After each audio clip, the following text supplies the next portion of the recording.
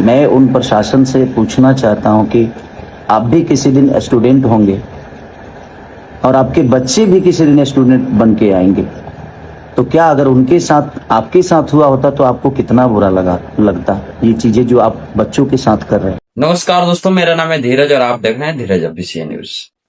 तो भैया, आज मैं बात करने वाला हूं किसी को नीचे दिखाने के लिए नहीं। आज मैं बात करने वाला हूं देश के भविष्य के बारे में जो कि खेसारी भी अभी एक वीडियो में लाइव आए थे और खेसारी भी अभी समर्थक में आए हैं।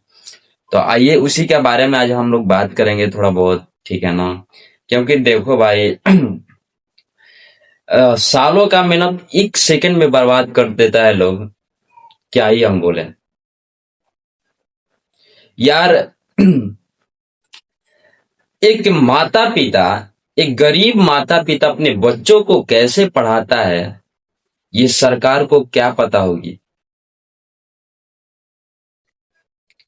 अगर सरकार के लड़का या लड़की, अगर सरकार का लड़का या लड़की भी इसी बिहार में पढ़ता रहता तो क्या नीट पेपर लीक होती?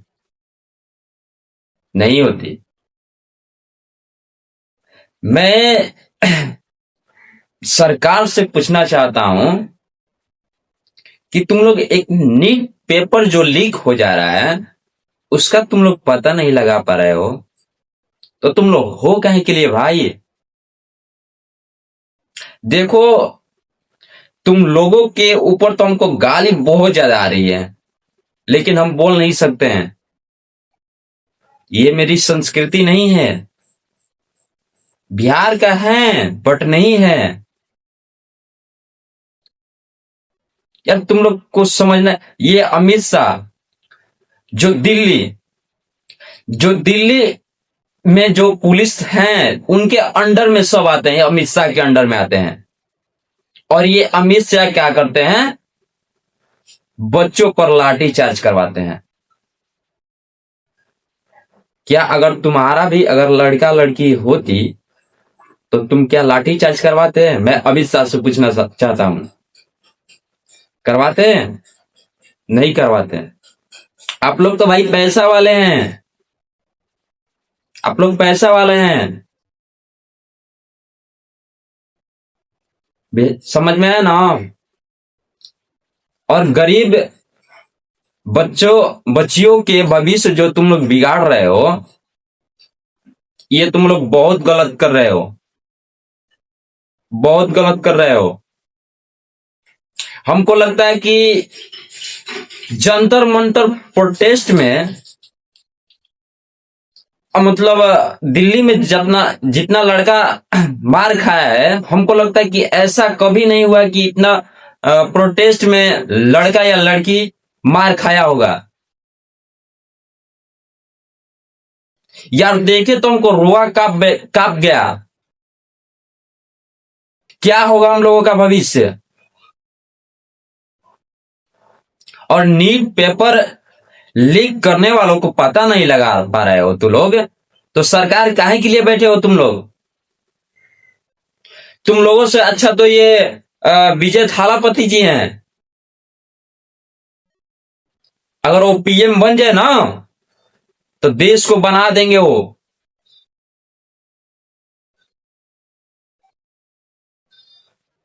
समझिए यार, क्या ही हम बोले। और तुम लोग जो ये टेलीग्राम बंद किए हो, टेलीग्राम दोस्तों आप लोगों को बता दें कि ये टेलीग्राम बंद हो गया है। अब इन मूर्खों को कैसे समझाया जाए, इन सरकार को कैसे, सरकार छोड़ो ना यार, ये तो मूर्ख है सब। इन मूर्खों को कैसे समझाया जाए कि नीट पेपर लीक केवल टेलीग्राम से ही नहीं बल्कि फेसबुक पेज से भी हो सकती है। क्या बंद करने से नीट पेपर लीक नहीं होगी?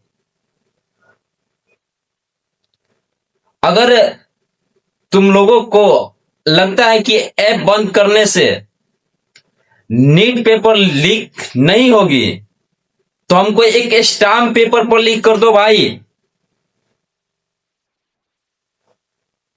कि ऐप बंद करने से कोई भी नीट पेपर लीक नहीं होगी। अगर नहीं होगा तो भाई लड़का का, हम लोगों का भविष्य बन जाएगा। चलो ठीक है, मानते हैं कि नहीं होगा, नहीं होगा तो बढ़िया है। अगर हम लोगों के भविष्य के वजह से कोई ऐप बंद हो रहा है तो उससे कोई प्रॉब्लम नहीं है भाई, बंद कर दो। और तुम लोग को ये जो लाठी चार्ज कर रहे हो भाई, सरकार से निवेदन है हाथ जोड़कर कि प्लीज आप लोग ऐसा मत कीजिए। उसी समर्थन में आए हैं खेसारी भाई अपना, क्योंकि भाई वो भी गरीब परिवार से हैं, वो भी गरीब परिवार से ही पढ़ के मतलब इतना बड़ा स्टार बने हैं। वो जानते हैं कि गरीब माता पिता कैसे एक लड़का को पढ़ाता है। समझ में आया ना? और वर्षों का यार मेहनत एक सेकंड में बर्बाद कर देता है तू लोग। ये सरकार, क्या ही हम बोले।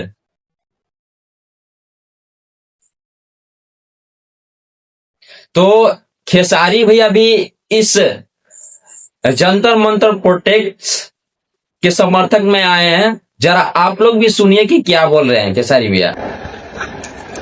नमस्ते, प्रणाम। जितने भी हमारे भारतवासी हैं सबको दिल से प्रणाम। मैं आज सुबह उठा तो बच्चों की वो तड़प देखी मैंने, जंतर मंतर के जो आंदोलन है शिक्षा को लेके, बच्चों के भविष्य के लेके।